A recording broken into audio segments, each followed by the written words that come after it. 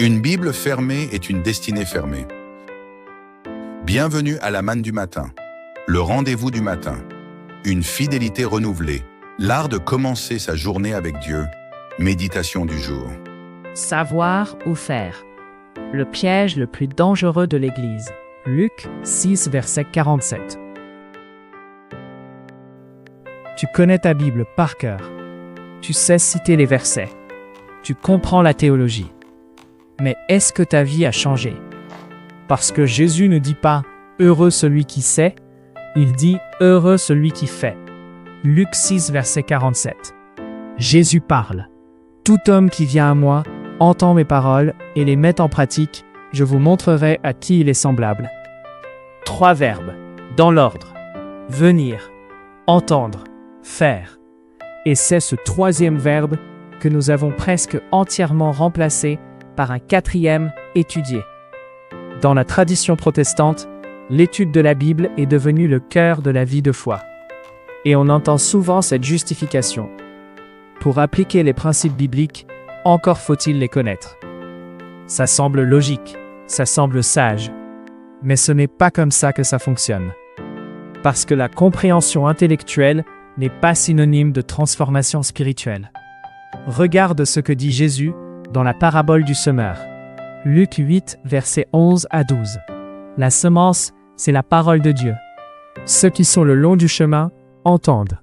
Ensuite, le diable vient et enlève la parole de leur cœur. Tu peux entendre la parole, tu peux la comprendre intellectuellement, et Satan peut quand même te la voler, avant qu'elle ne produise le moindre fruit.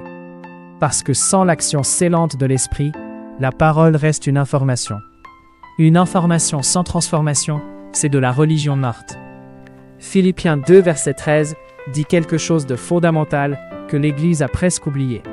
C'est Dieu qui opère en vous, et la volonté et l'exécution selon son bon plaisir. Le moteur, ce n'est pas ta connaissance biblique.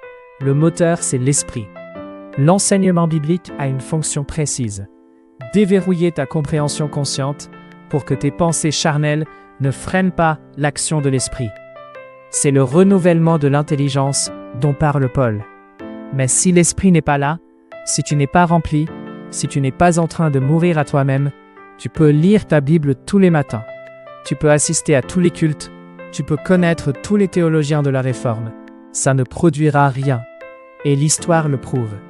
Les théologiens de la Réforme pensaient qu'enseigner la Bible suffirait à transformer les hommes.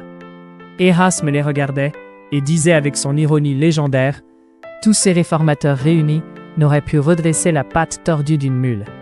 Des siècles de théologie brillante, des bibliothèques entières de commentaires bibliques, et des vies qui n'ont presque pas changé. Parce que le vrai moteur n'était pas là. Alors ce matin, 2 questions. Pas des questions confortables, des questions qui vont au fond. Quelles sont les paroles de Jésus que je mets réellement en pratique dans ma vie? Pas que je connais, que je fais. Et la 2e, est-ce que je sens un feu en moi, un feu qui me pousse à ressembler davantage à Christ, ou est-ce que ma foi est devenue une habitude confortable? Parce que la foi par tradition ne produit pas de feu. La foi par curiosité intellectuelle ne produit pas de fruits. Seule la foi alimentée par l'esprit, seul le cœur rempli et en feu, change vraiment une vie. Partage cette capsule à quelqu'un dont la foi est devenue une routine sans feu. L'art de commencer sa journée avec Dieu, une vérité chaque matin. À demain. Moins de savoir, plus de faire et toujours plus d'esprit.